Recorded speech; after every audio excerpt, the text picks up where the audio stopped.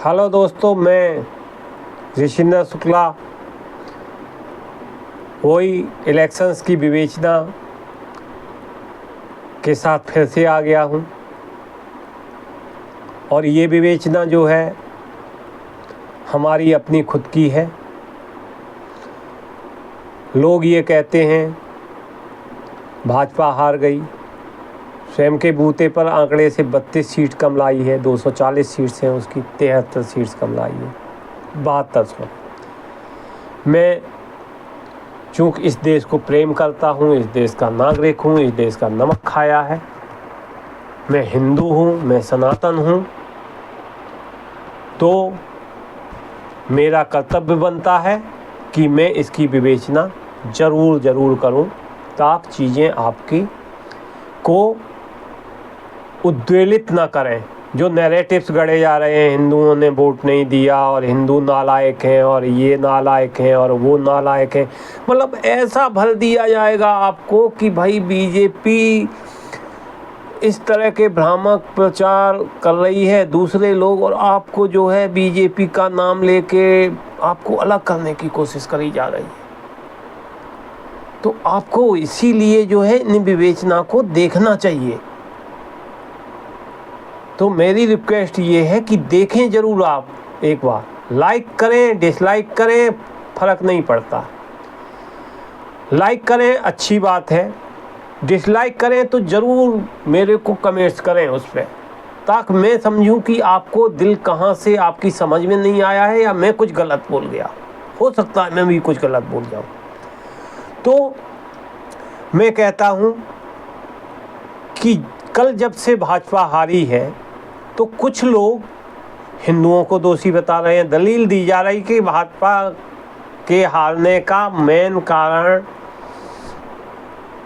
हिंदू हैं और इससे हिंदुत्व को खतरा पैदा हो गया है। भैया मेरे, हिंदुत्व को खतरा पैदा नहीं होता, किसी धर्म को, किसी संप्रदाय को खतरा पैदा नहीं होता जब तक ये लीडर्स जो है जनता में अनर्गल प्रयास फैलाने का प्रयास ना करें।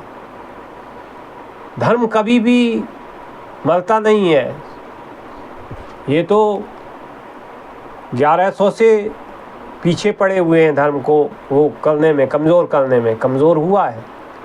लेकिन जो धर्म कमज़ोर होता है तो ये भी ताकत मान के चलिए, अगर एक बार मैंने हुंकार भर दी तो अच्छे अच्छे धर्म जो है पस्त हो जाएंगे, चाहे कोई भी धर्म हो।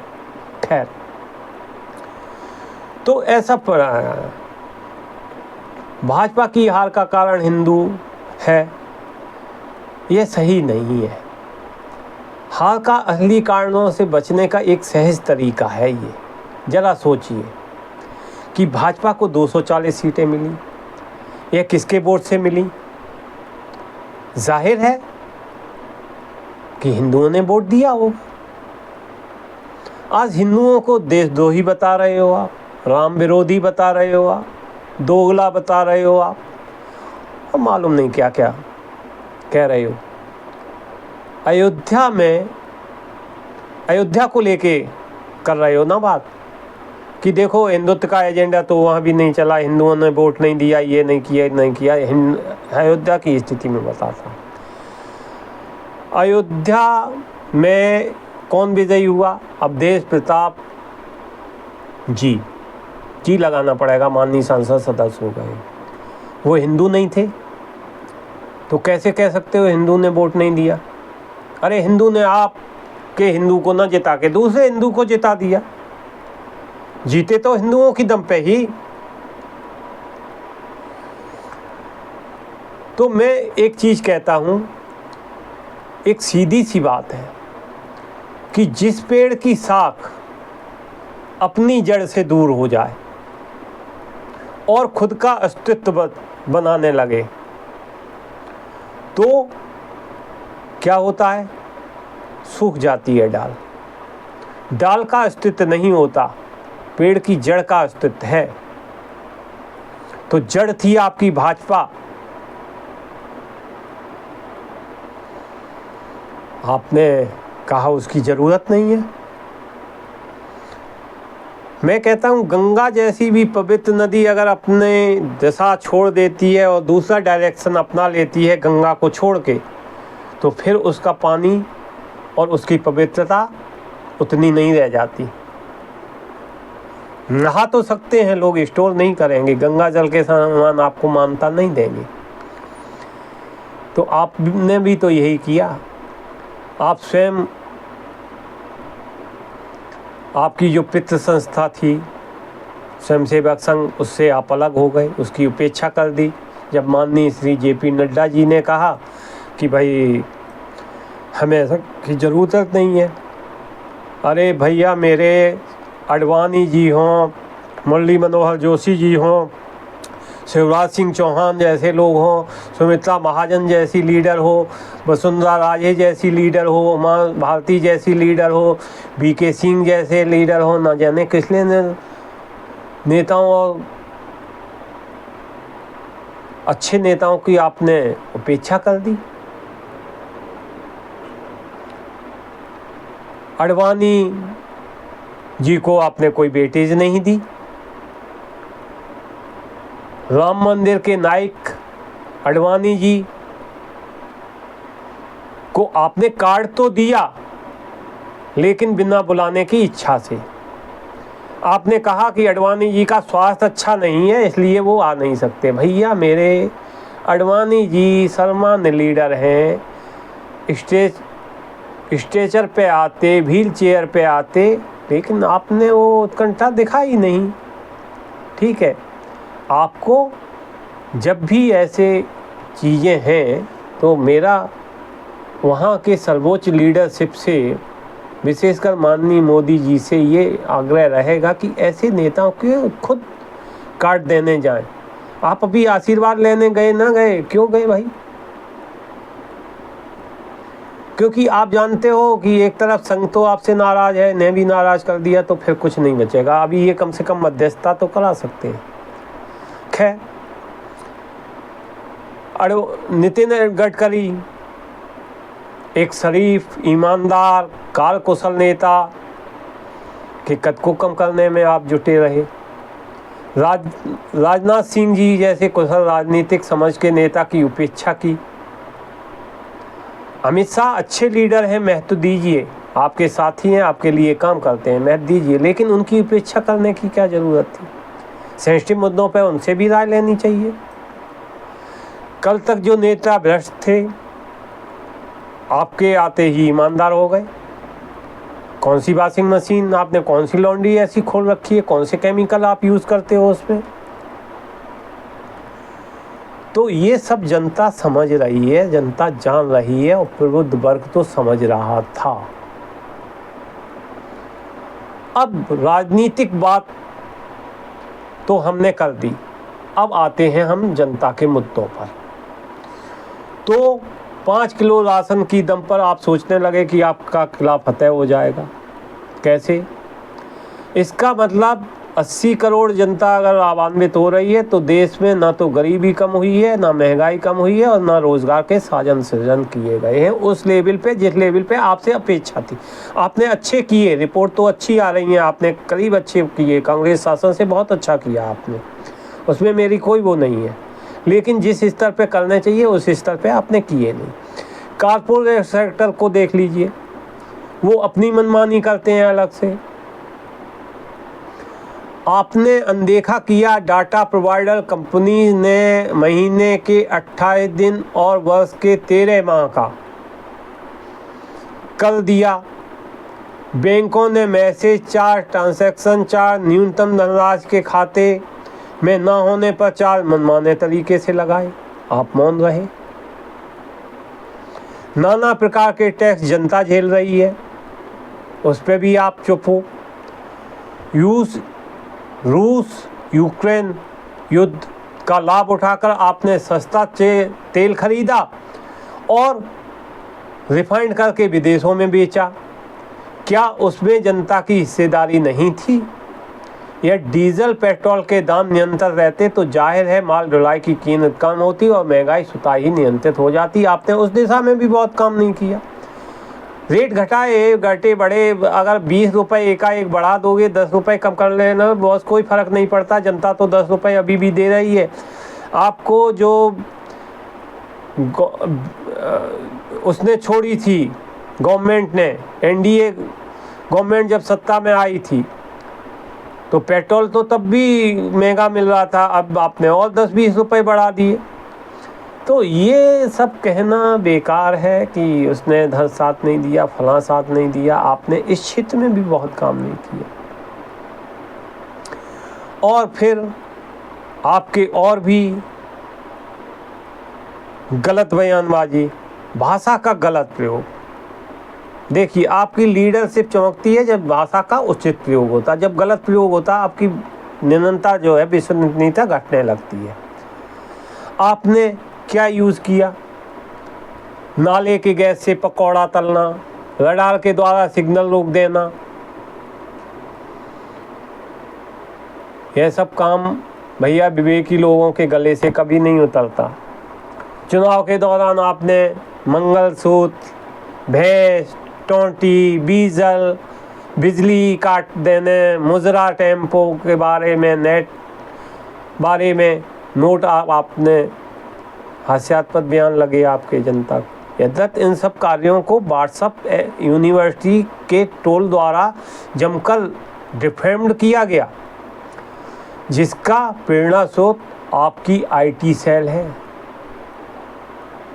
आपने दे दिया, लेकिन उसको नैरेटिव बनाया। एक अच्छे लीडरशिप से ये अपेक्षा नहीं है जनता। देखिए, देश की जनता कैसी भी हो, अशिक्षित हो, बिना पढ़ी लिखी हो, कुछ भी हो, लेकिन वो अपना हित समझती है। इसीलिए एनडीए गवर्नमेंट सत्ता में आई थी इसी के बूते पे, क्योंकि 2004 से लेके 2014 तक मनमोहन सिंह गवर्नमेंट से जनता नाराज हो चुकी थी। और वो ही सब चीज़ें आप कर रहे हो, तो आप में उनमें अंतर क्या रहा? इसलिए आपकी जिम्मेदारी बनती है कि इस तरह की चीज़ों से बचने की कोशिश करिए, नैरेटिव फैलाइए, सही गलत चीज़ को गलत कहिए और बहुत सशक्त रूप से कहिए। लेकिन भैंस, टोंटीचो, ये आपको शोभा नहीं देता। इससे आपका कद घट रहा है, बीजेपी का कद घट रहा है। आप में और उनमें अंतर क्या रहेगा? अब आपकी आईटी सेल ने जो है, हमारे धर्म के ध्वज वाहक शंकराचार्य जी हैं, वो भी अपमानित किए गए। छद्म हिंदुत्व की आय में सनातन धर्म की उपेक्षा और दलन जमकर किया गया। कुछ कथावाचक भी ऐसे हो गए हैं, हम आके ये भी लीडरशिप करने लगे हैं ना, चट्टे बट्टे सब वाले पैसा कमाते हैं खूब और जनता को खूब लूटते हैं और जनता को सही चीज़ें कभी बताते नहीं हैं। तो कथावाचक भी धर्म के नाम पर उत्तेजना फैलाने का काम करने लगे, भ्रम फैलाने का काम करने लगे। उस पर भी आपने रोक नहीं लगाई। अरे भाई,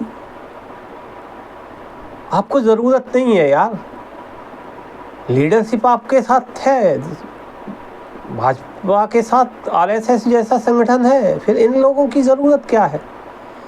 ये तो बेवकूफ़ लोग होते हैं। कक्षा 8 पढ़ा नहीं है धीरेन्द्र शास्त्री, तो समझे, विद्वान हो सकते हैं, पढ़ के विद्वान हो सकते हैं, लेकिन अकल नहीं है इन्हें। राजनीति एक अलग धंधा है भाई, राजनीति की समझ एक अलग है। वो राजनीति को अच्छी से समझना हो तो एक वीडियो शेयर आपके साथ करूंगा मैं इसी चैनल पे, आप उसको देख लीजिए, आपको समझ में आ जाएगा। नितिन गडकरी जी का वीडियो है वो। फिर आपने एट्रोसिटी एक्ट आपने मनमाने तरीके से और घातक बनाकर लागू कर दिया।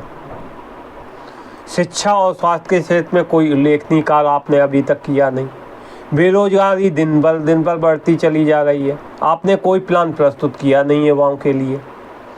आप कहते तो हो कांग्रेस का मैनिफेस्टो, जिसे कोई देखना नहीं चाहता यार, और जनता इंटरेस्टेड भी नहीं रहती है कि क्या लिखा है। और कम से कम आज की डेट में कांग्रेस और सपा जैसे लोगों पे तो जनता का भ्रम टूट चुका, लेकिन आपने अचानक उनको रातों रात जो है उनका ऐसे प्रचार किया, इस ढंग से प्रचार किया कि वो डिफेम होने की जगह फेम हो गए, उनकी फेम हो गई। और उस वीडियो को कम से कम 2 करोड़ लोगों ने नेट पर खोज कर डाउनलोड किया, उसको देखा, पढ़ा। ये सब किसके कारण हुआ? आपकी लीडरशिप के कारण, आपके नेताओं के कारण। अब आता हूँ मैं छत्तीसगढ़, जो हिंदुस्तान का मुकुट है, अनगिनत युद्ध लड़ने के कारण जिसकी जनसंख्या भी कम हो गई है, उसका आपने अपमान किया। आप एक जो है आपके सांसद महोदय हैं पुरुषोत्तम रूपाला, जिन्होंने सार्वजनिक तौर पर उन्हें अपराध किया। बनारस, अयोध्या जैसी नगरी जो उत्तर प्रदेश की अपेक्षा कारोबार, कॉन्ट्रैक्ट आदि में गुजरात के व्यापारियों को बढ़ावा दिया। यहाँ के मूल बासिंदे मौन होकर देखते रहे। समय आने पर उन्होंने इसका बहिष्कार कर दिया, तो दोषी कौन है? तो मेरी प्रधानमंत्री जी से को सलाह भी है, रिक्वेस्ट भी है, आरज़ू भी है कि आप अपनी आत्ममुक्ता के शिकार हो गए हैं। सर्वत्र मोदी ही मोदी, जबकि भाजपा के विस्तार में सभी का योगदान है। माननीय योगी जी की कार्यशैली